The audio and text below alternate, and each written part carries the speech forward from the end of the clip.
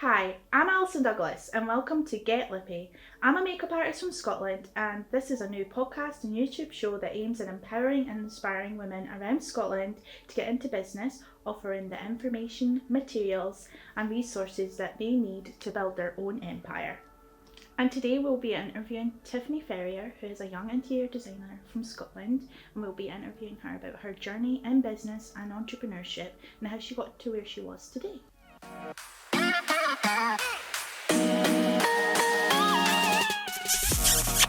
So hi Tiff and welcome to the show. Tiffani is a young interior designer from Scotland. Today she's joining us and I'm going to be doing a makeup look on her whilst interviewing her about her journey into female entrepreneurship and her business. So yeah, Tiffani, do you want to tell us a bit about yourself to start off? Hi everyone, I'm Tiffani Ferrier, a 26-year-old interior designer from Scotland, and I guess we should just start from the start. I've always been a very creative person ever since I was little, and I really wanted to do art and design. But it wasn't until COVID hit that I really thought that interior design would be a fit for me, because I've always sort of played The Sims when I never knew what to do, and I wouldn't play it for being a life simulator game. I would just build houses, and it was really a passion of mine. But I didn't know that it could be a career until I was older, and so here we are. How did you start? What was your education? Did you start in education first? Did you work your way up in levels, like an NC, a HNC, Oh yeah. HND? Mm-hmm. Did you, what college did you go to? What did you study? What did you learn?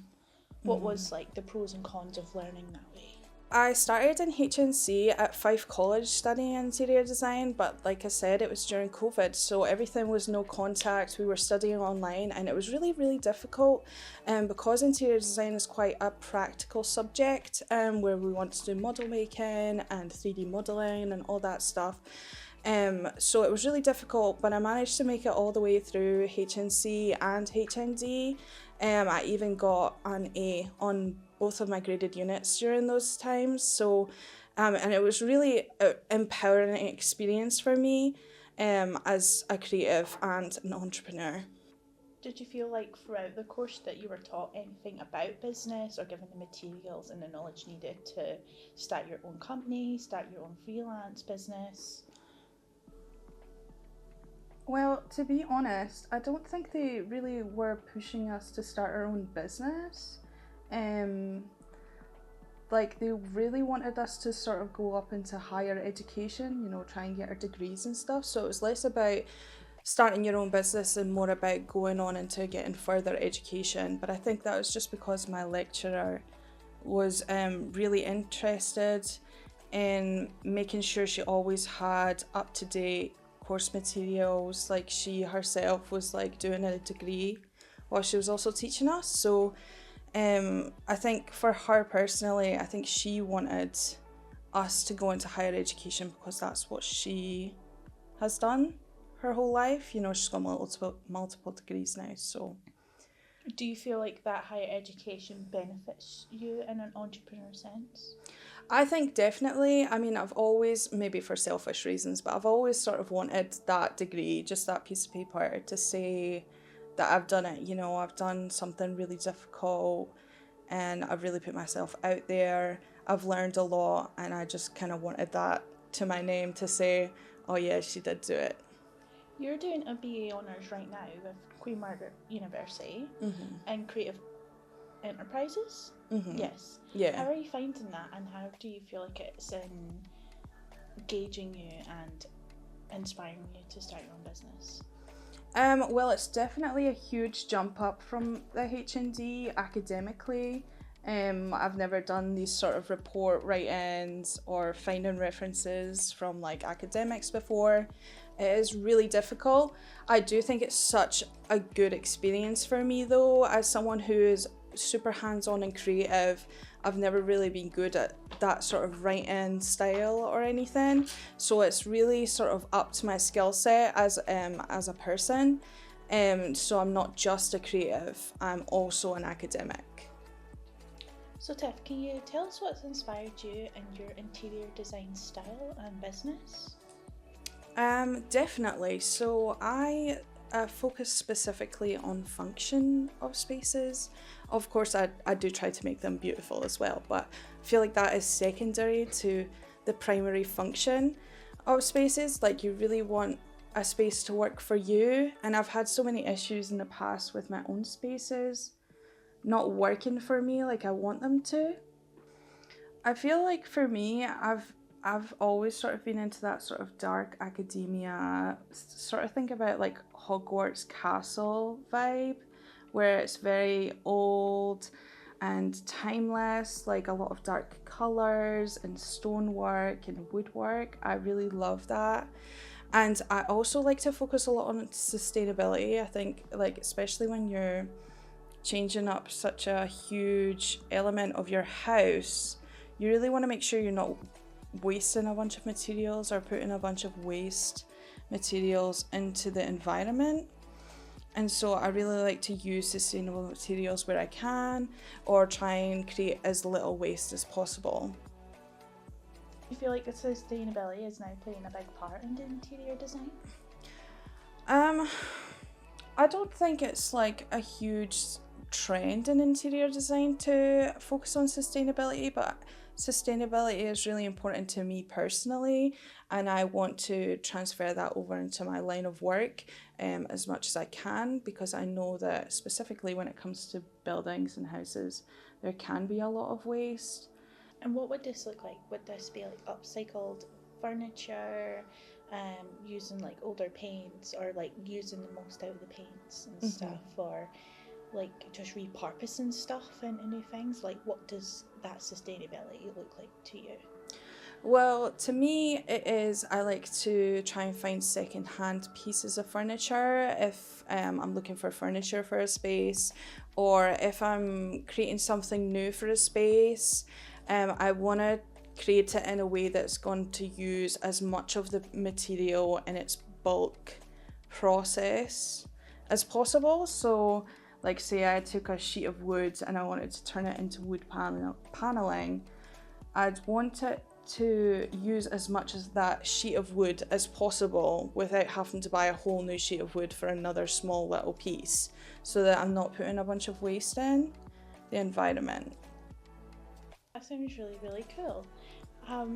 So like, in terms of like how you came up with this idea and how you've developed this business, where would you say that you found the most information and the most helpful information? I actually think that I found the most helpful and abundance of information from other interior designers and DIYers on YouTube. I think because there's such an abundance of videos from them, because obviously that's their full-time job, they just put out so much information on where they buy things or what materials they like to use, especially when it comes to like woods or like varnishes and stuff. They'll like buy stuff that has not got a lot of harmful chemicals in them, or they're multi-purpose, so they could be a paint and a varnish in the same product, so you're not buying multiple things to do the job of one item. In terms of success, Tiffani, how would you define that as yourself, and what does that look like? Well, for me, I think, well, obviously most people would define success with a monetary value. But when it comes to me, I think it's to do more with work-life balance. Like, I'd prefer to see a job as not a job, it's just part of my life, and not looking at it as like, oh, I need to go work a 9 to 5 and I really hate what I do, or I hate my co-workers, or, you know, it's just not, don't want to wake up early and do that job that I hate, you know. I think I want to see it as, oh, I'm just going to help a client today, and that is really exciting, and they've got a really cool project to give me. That is success to me. Do you know where you want to be in the next 5 years?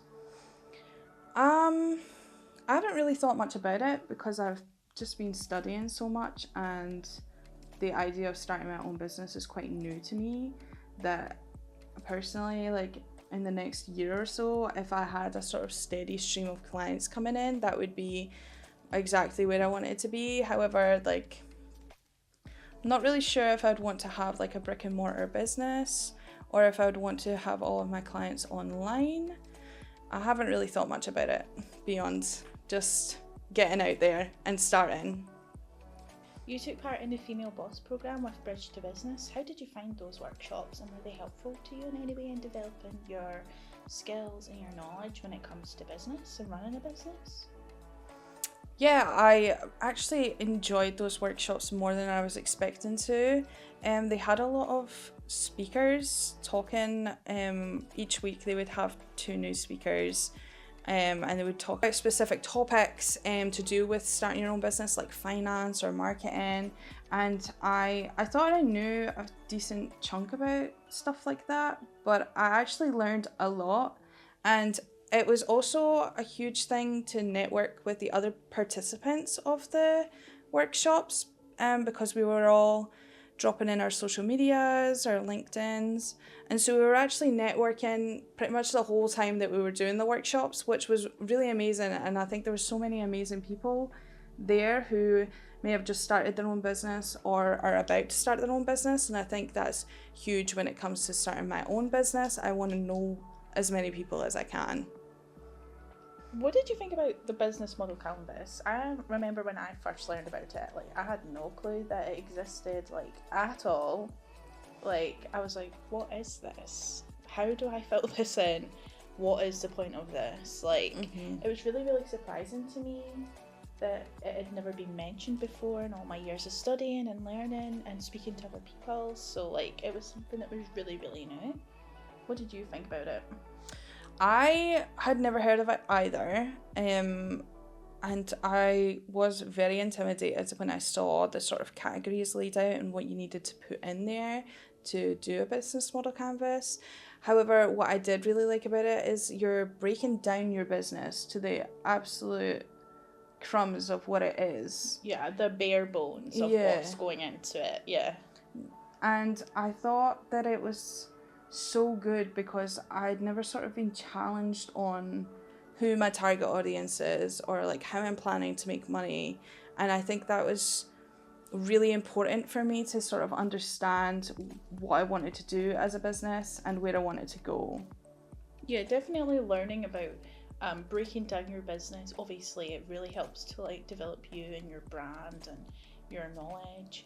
I didn't really know that you had to sit and think about partners. I thought partners were like, in particular, were like people that you would work with, like a videographer, but they were talking about like charities, brands, friends, family. Like that was really, really surprising.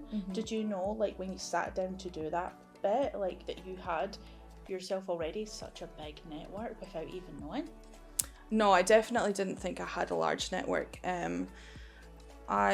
I thought it was more of like sponsors is how I looked at it. I thought, I would have to go and find some like investors externally, but actually it's more of just like people who you would work with on a day-to-day bit. So if I wanted a painter and decorator to come in to help me with a project, like they would be a partner. Yeah. And would you say the course you're doing now with Queen Margaret, is that really helping you networking? Like, have you met like anybody interesting from different fields? So I've been networking with so many people that I didn't think would be, well, not necessary to my business, but who would be so helpful to me learning about my field of work and how to start a business. A lot of the people in my class are so lovely and helpful, especially when it comes to academics. Like I said, I'm not super good at writing or finding sources for stuff, but some of them are really good and they're so happy to help that it's taken a load off a little bit for me, because like I am such a hands-on creative person. It's nice to be able to just like reach out to someone when you feel like you're not good at something and they're happy to sit on a call with you and help you figure that out. Yeah, I definitely feel like maybe like females in general and as well have like a lot of like internalized misogyny that they're not even aware of, and they're not aware that they're doing or acting that way at times. Like, it has really been inbred in us as a society to like, we can't do this. Oh, but a man can. Yeah. You know? And I really feel like it's about breaking that stereotype, breaking that mindset, and changing that fixed mindset to like a growth mindset. Carol Dweck, my friends. I love her books about this whole topic. I find like Carol Dweck in general, when I've read her book about mindsets, is like really empowering, really inspiring. It really opens up your mind. You're like, I didn't realise I had that fixed mindset. Like, how do I change that? And I feel like that needs to be encouraged more. Like, women are very forced into this fixed mindset, and they can't go anywhere or do anything. Whereas like men are always encouraged to grow, and it's seen as more of a positive. Like, you know, there's nothing scarier to a man than a powerful woman. I really, really believe that. And like, when they have that knowledge and power, that really intimidates them. You do gaming a lot as well, don't you? I feel you have experienced that yourself. Like, you're in all female groups because like you can't interact with males online without abuse. Why do you think that is? Why do you feel like men are so threatened by women being better at something than them? Personally, I don't know. I think it's quite silly, to be honest. I'm quite an angry gamer. Like, I do get quite riled up, especially when it comes to competitive games, as a competitive person myself. But I do find that they take it to a whole other level where they think that women are really coming for their hobby, when really we just want to share it with them, and I don't understand why they see it as such a threat. But yeah, like you said, I'm in like female only groups so that we can create teams with whatever game we're playing. Yeah, it's about creating that safe space for women as well, which we are hoping this show will be, is like a safe space for people to come together, share their stories, share their information, share their what helped them get to where they are. Because the information is there, it's about giving it to the people, sort of thing. So it's about encouraging and inspiring women. Like, I think for me, when I came on this course, I was shocked that all this information is there. It's sat there. But why are we so discouraged from not taking it and going? Do you know what I mean? Like, what is stopping us going? And it's because we are generally discouraged in general. Do you think there's a reason why that information isn't as readily available or as generally known? Like, do you think there's a reason why people keep that information to themselves? I don't know if they want to keep it to themselves, but I do think people have their own businesses where they do that stuff for other businesses. So I think the reason why they're not teaching you how to do it yourself is so that they can make a profit, you know? Otherwise, their business would not exist if everybody knew how to do the numbers. But also, I think a lot of people don't have the time or won't remember to do it every day or every week to keep on top of the numbers, and so a lot of mistakes could happen. So maybe they don't teach it because they don't want you to mess it up yourself. Yeah, that's why there's accountants. There's definitely that is why there's accountants. Yeah. I don't think I could ever be an accountant.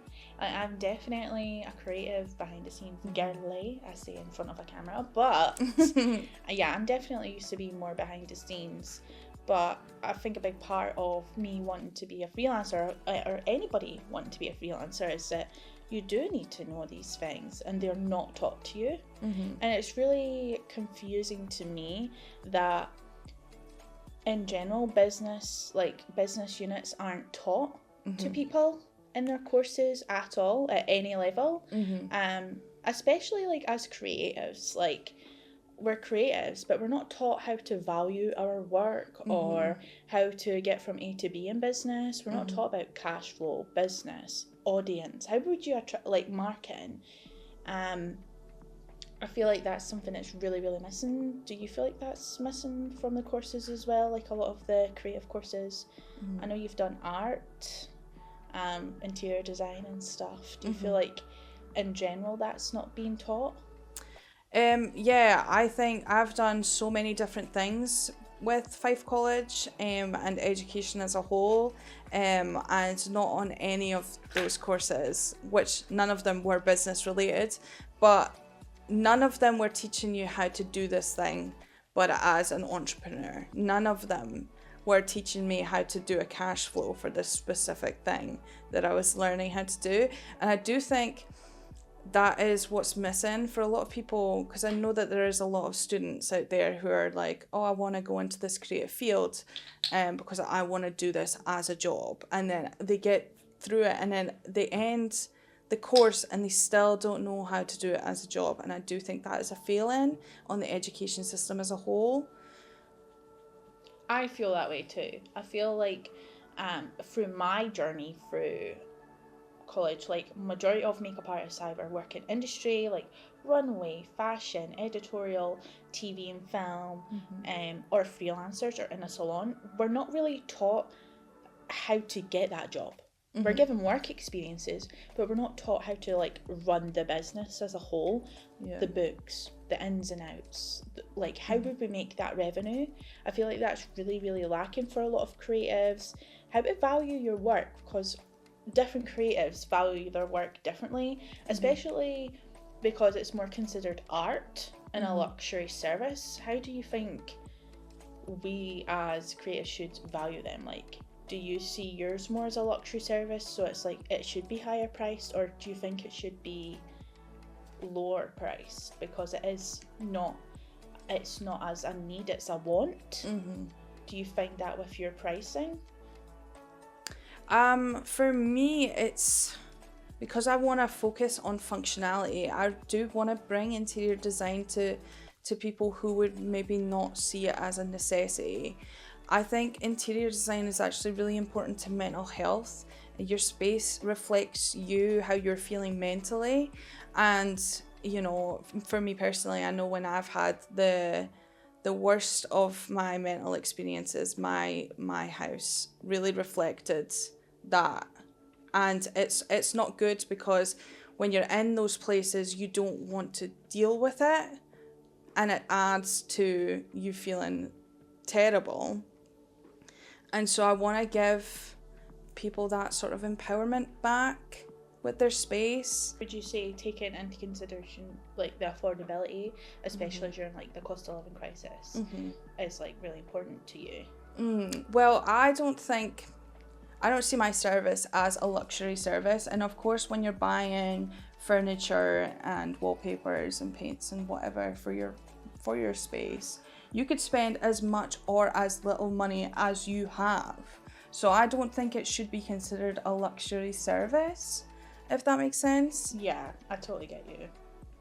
I think from a makeup perspective, it's always seen as a luxury, but like a lot of people, like friends and family, they want it free because they know you, so they expect like discounts.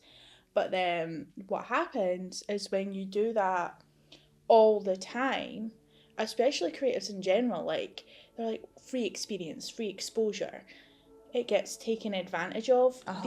We also have bills to pay, like we've got rent, our tax, pets, food, do you know what I mean? Like we also have bills to pay, so I think it's really important for the general public to take that into consideration, and for the creative to take that into consideration, because you shouldn't downgrade your worth just because someone else can't afford you. That's not your fault, and it's not your responsibility to change your services, your product, and reevaluate yourself just to suit everyone, because you're not going to suit everybody, and what you are and your brand isn't going to be for everyone. It's going to be a certain target audience. If your target audience can afford it, then that's fine, but not everybody can. like interior design, I would say in particular, is like, you don't see it as a luxury, but I would see it as a luxury. Makeup services, I would say, are a luxury. They're not a need. If you don't need it to live, it's a luxury. You know what I mean? Yeah, I get what you're saying.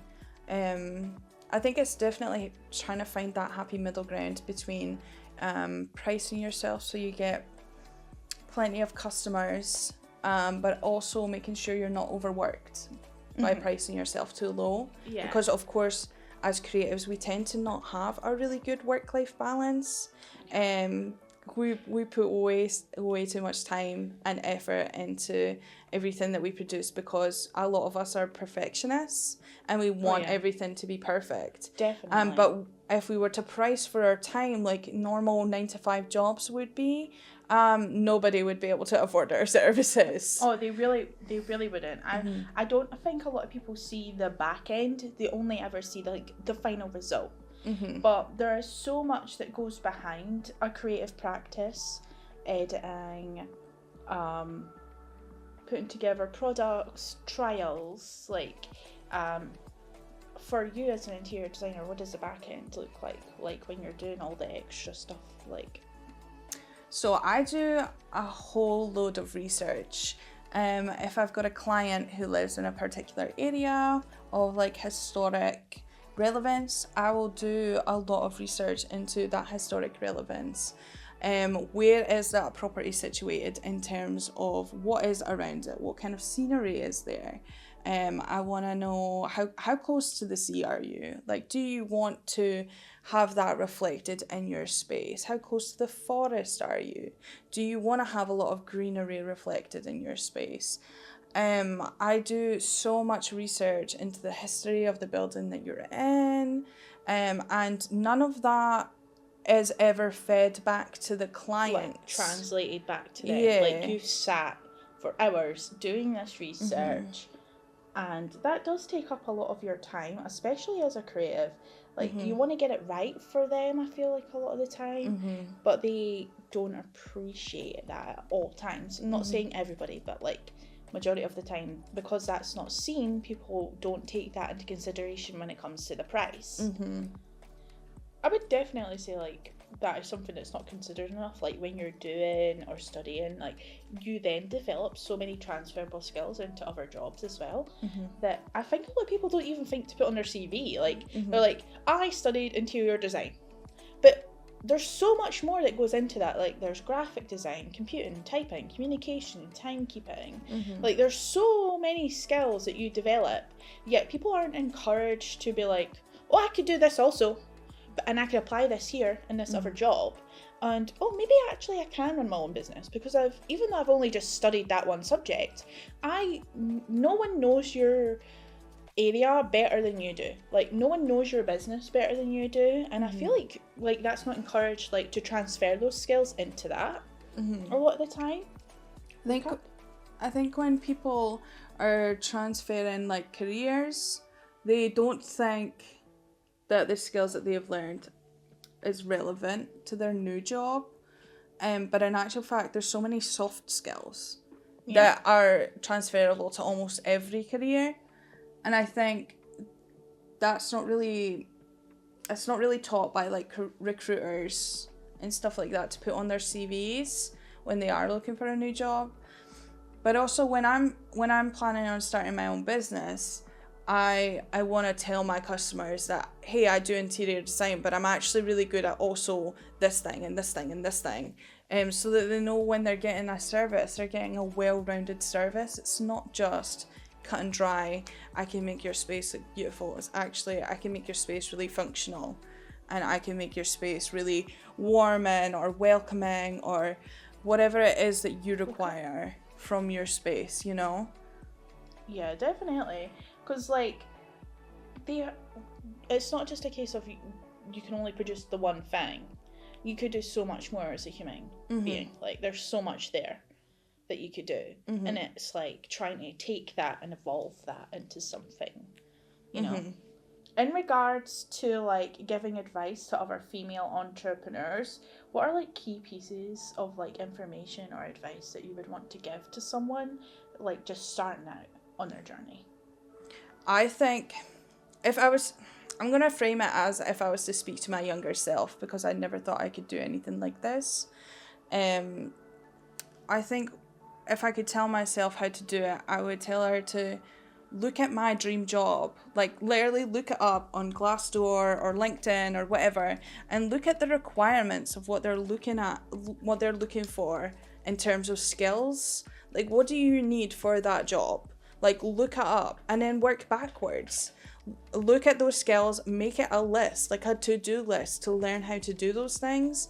And then by the time that you finish doing all those things, you're a perfectly qualified person for that job.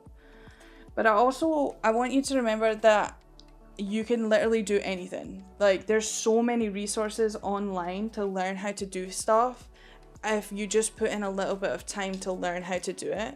Like, you don't need to pay any money. There's so many free resources online to find information. Like, just dive right in. Just get stuck in, because you'll never know where you're going to be in 5 years if you start today. Like, everybody has to start somewhere, you know what I mean? I feel like even for me, before, I don't know about you, before interior design, but for me, before makeup artistry, I done childcare, and I just felt like I done that because it was what it was expected of me, was to look after others, to care for others. So I was either going to do childcare or social care, because I felt like it was expected of me to do that. And I thought, it's just, the passion wasn't there, and I felt like I was really stuck creatively beforehand. I'd only ever volunteered, and I was told it's just a hobby, you can't make that a job. Like, I feel like a lot of the time, like, your hobby is your passion, but we're discouraged for making that a job, because people are like, no, go with the more traditional jobs. Like, what? No, like, who has fun doing, like, well, it's not who does fun, but like, there's always, I would say, everybody's path looks different in life, and there is no one correct path that is like an all be all and end all. Everybody is on different journeys, everybody's at different stages of their journeys. So for me, I was just like, I'm going to quit doing this now. I'm going to take a break. And sometimes we need that. Sometimes we need to just take a break, reset, look at ourselves. What do we want as people? Not what do other people want of us. What do we want? What makes us happy? Like, is that something I'm going to wake up and look forward to doing every day? Of course there's going to be difficult days, there's going to be hard days. But when you look back in 50 years, is that going to be the thing that made you happy in your day-to-day life? Like, so for me, I was like, I need to be creative. I want to be creative. I want to have fun. I want to, like, do something that still helps people. But I want to do it in a fun and creative way. So I was like, should I do makeup artistry? Shouldn't I? Should I do it? And then I remember I got like this sign. It felt like a sign. And I just felt like I got a sign to do it. I'd only ever like decided in my head. But then I got like this message. And I was just like, what was the message? Only I knew that. Oh, well, we'd went to like this not seance, but like a medium. Like, there's a group of people there. And I'm not someone that's typically spiritual. But we went, and I remember at the time, I'd only decided to myself, I'm going to change like my entire career. I'm going to go into this, I'm going to study this is what I'm going to do.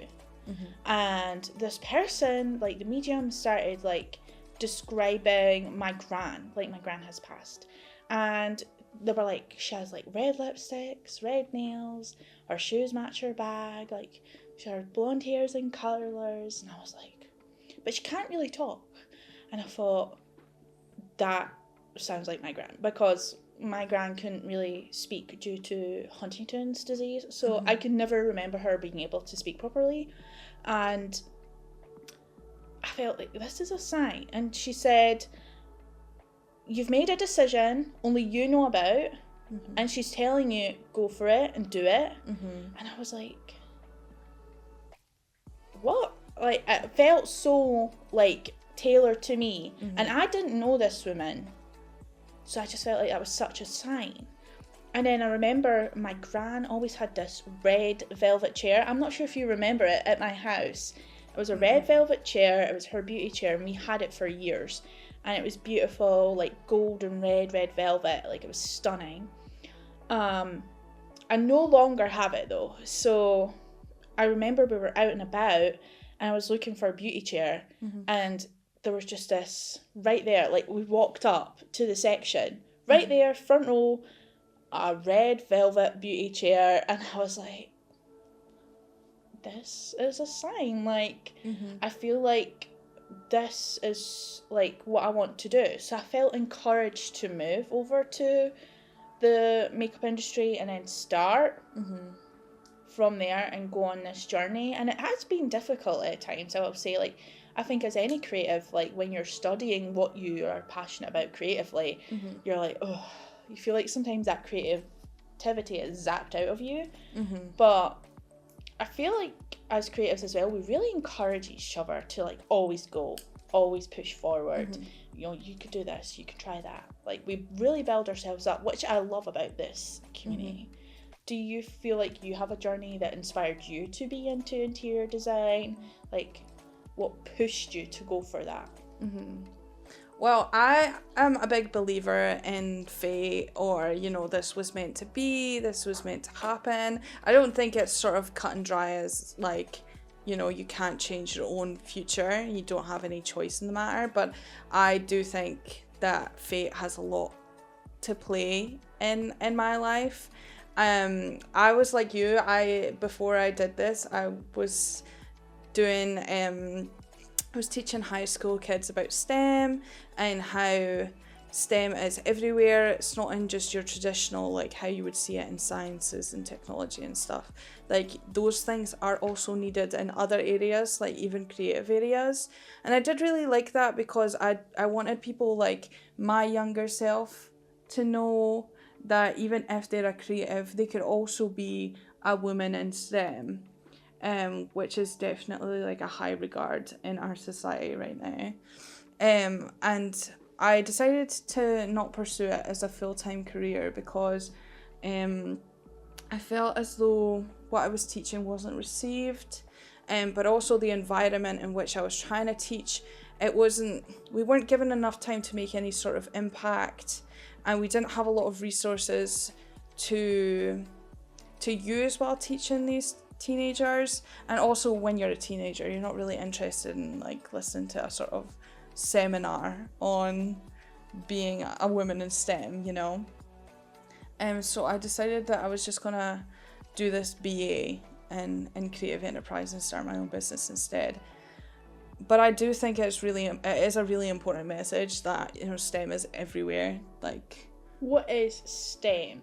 So STEM is explained as science, technology, engineering, and maths. Right. I didn't know that. You were just saying STEM, and I kept picturing a plant. Yeah. But actually, I think in recent years it's been changed to STEAM, where arts has been put in there. But actually, if you think about it, if we break it down, you know, like makeup, for instance, what is makeup? It's chemical compounds as well as, you know, pigments and stuff. That is STEM. That is science, you know? Yeah. If we think about interior design or architecture, we're thinking about how is the environment or technology going to affect this project, you know? Like, we are thinking about these external factors as creatives, but we don't necessarily see it as STEM. And I do think it's really important to sort of convey that we are all women in STEM, no matter what we're doing. In terms of marketing, what way or what strategy do you find best suits you in your interior design business? I think there's so many different strategies, and it'd be easy to do any of them. I think interior design has traditionally used word of mouth to market themselves, but we're in a day and age of technology nowadays, and I think there's so many avenues that I could go down. I know that I used to do streaming, like I used to stream myself playing video games. And I do think I would be interested in doing sort of work with me streams where I'm, doing my job and you're watching me, asking me questions, or maybe you're also working, but you're looking for a sort of companionship there. I do think that would be a really good way to market myself. I did recently manage to convince a manager of a local store close to me to put some business cards in his store. He does sell home goods, so it is relevant to interior design. It's not just like some random grocery store. But I do think that because we're in the age of technology, I think I should definitely be using it to my advantage. Because social media is such a big thing now, especially with the audience that I want to reach. So I do think I'll probably be utilising it a lot. Do you feel like, in particular, like marketing is so, like, nowadays people can give you so much feedback, so much comments. Do you feel like there's any negatives to that side of the marketing though, with them having so much access and so chronically on their devices all the time? I mean, obviously I do think that there's going to be negative people out there, or they're going to see your product or service and be like, well, that doesn't apply to me, why am I seeing that? And they'll take the time to convey that message to you in some not so nice words as a comment or something. And I do think whenever you're going to be putting yourself online like that, you do need to know that there is other people online as well, and you can't control what they do or say online. That's kind of the thing. So I think you just need to be mindful that if they're saying that, they don't really care about you or your business. They're just, they're not interested, and I don't think you should take that as a reflection of what you have to offer. Because they're not your target audience, obviously, if they're not wanting your product or service. So you need to just focus on the people who are excited about you and what you're putting out there, because those are your target audience and that's who you're wanting to market to. How would you, in terms of encouraging other females and the people in business, how would you encourage them to be like, okay, you are good at what you do, push yourself into this business?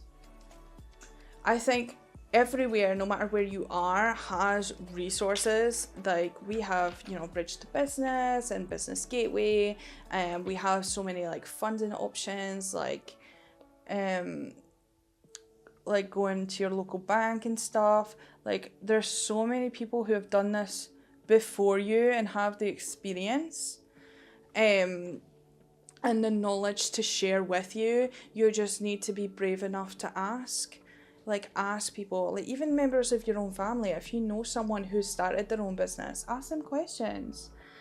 Interview them. Well, not interview, but just get a list of questions that you need answered. It's not as scary as you think it may be, and there is a lot of leeway, especially depending on the field that you're going in. And if you're starting your own business, you ultimately decide what it is that you offer, what it is that you produce. So you're not sort of limited by deadlines or schedules, or having someone else control how much you get paid for your work. That is all in your hands, and I think it's so accessible now. You just need to know who to ask, and I think Google is my best friend. I have so many questions. I'm like, Google, tell me what it is. Tell me where I need to go. If I needed help with understanding how to market myself and I wanted to go speak to someone in the business world, maybe I would go to Business Gateway, but I wouldn't know what Business Gateway was. I would have to just Google that. And then there might be one that's close enough to me where I could just take the bus and nip along and have a chat with someone. And then I come away with so much information that is invaluable to me if I'm starting my own business. I think it's just knowing what questions to ask and who to ask them to. And here is the final look.